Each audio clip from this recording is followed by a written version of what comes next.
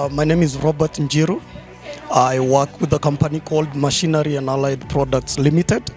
We are waterproofing experts. We also do construction chemicals and construction machinery. It was a good session. I was able to meet different people, more so people that are working in the same sector that we are eyeing, like say now Optiven and Alliance Realtors. So let me say something about our waterproofing. This can be done either during the construction of the house or after the house has been done. It's really good to do it as early as you can, so it saves on cost and the structural integrity of your facilities is done.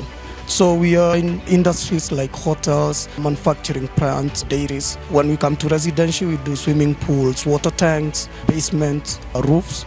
So different techniques and systems for waterproofing for different areas of needs. We are always ready to align our solutions to the needs of the customer, and I'm very happy to be here this day.